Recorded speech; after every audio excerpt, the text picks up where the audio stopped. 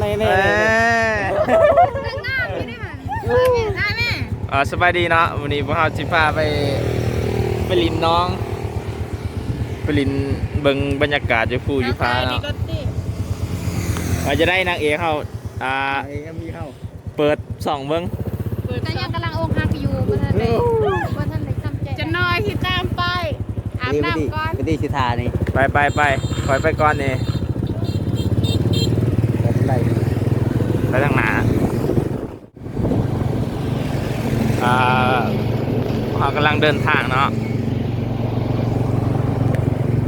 มาหอดหัวนำท่วม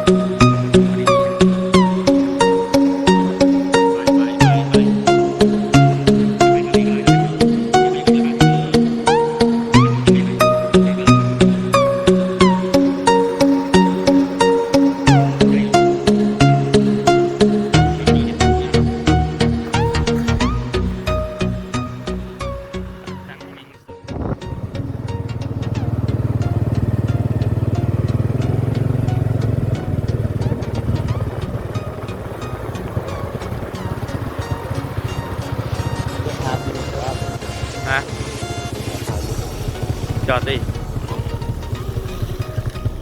ที่ตรงนี้เพื่อใช่ค่ะ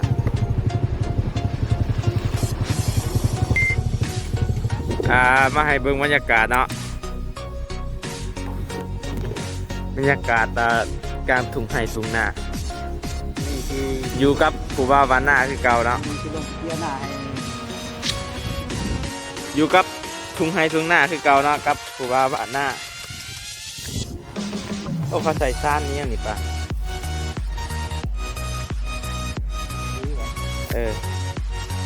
เขาใส่ปุ๋ยเนาะขาแมงใหม่คือสิแมนนะอันตรายอย่าหาทำเนาะบรรยากาศกันสิประมาณนี้เนาะบรรยากาศดีมานอนริมถ่ายรูปกันจาก2-3 บาทถ่ายรูปกันจาก2-3 บาท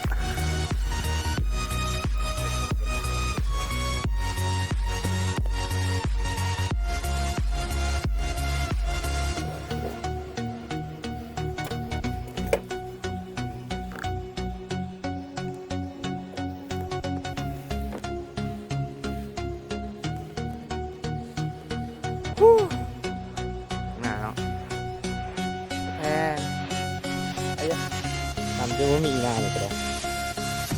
เขากระชิบประมาณนี้เนาะน้ำจะได้เข้าน้ำจะได้อันนี้เข้าไปเกี่ยวเลยน้ำบุมีนี่ที่ซุกเลยเขา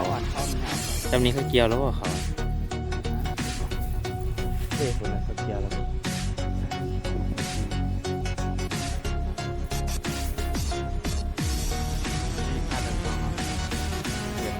จะได้บุญค่าจากกล่องสั่ง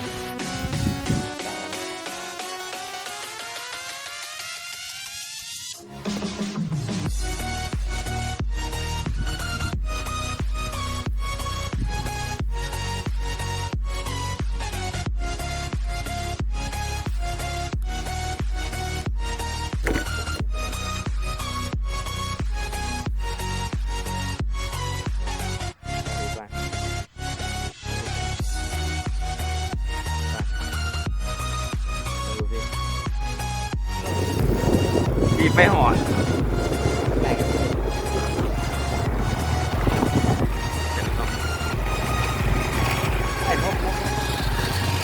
บาทปล่อยเพื่ออะไรเขาอันนี้อนุรักษ์ไว้หน่อยบาทปล่อย500อยู่แล้วเนี่ย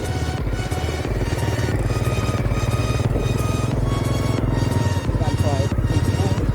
มาเป็นคู่ ถ้าเดือดดับก็เดือดดับ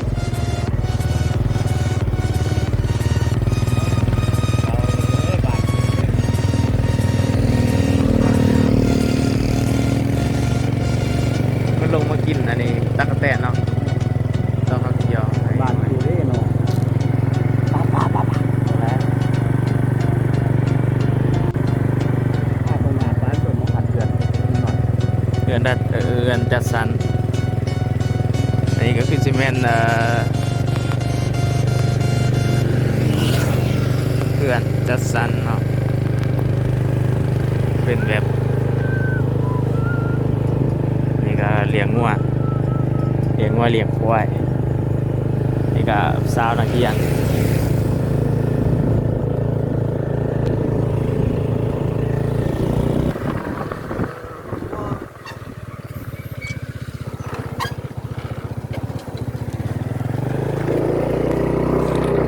อันนี้น้ำเคลื่อนวะเนี่ย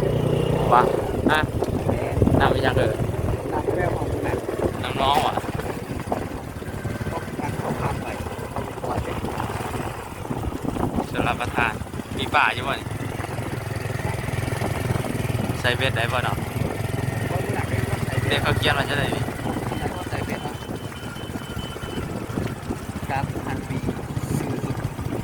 เจ้าฟ้าหมอเจ้าฟ้าเจ้าจอม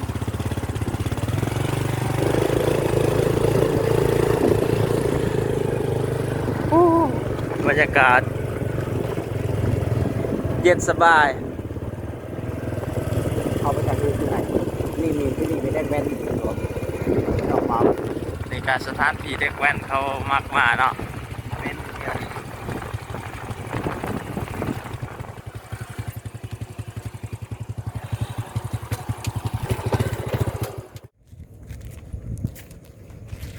จะมารีวิวมาให้เบิ่งบรรยากาศ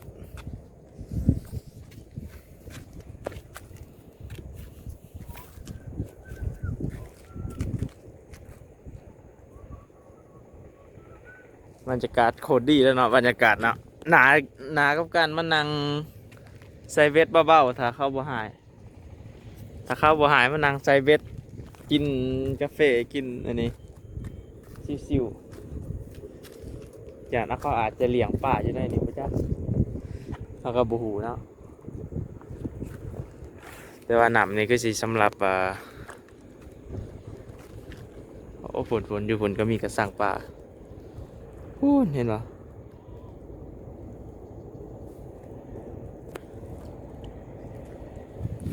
อาจจะบ่เห็นเนาะนี่ก็บรรยากาศทุ่งนาอันกว้างใหญ่เห็นอยู่ปะ อันนี้ก็กัดทำดีก็ถึงหมด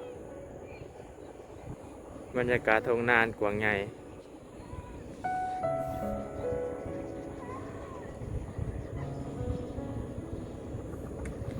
นี่ก็ส่วนรับประทานนะน้อง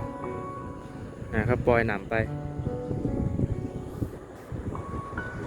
นี่ก็รถใหญ่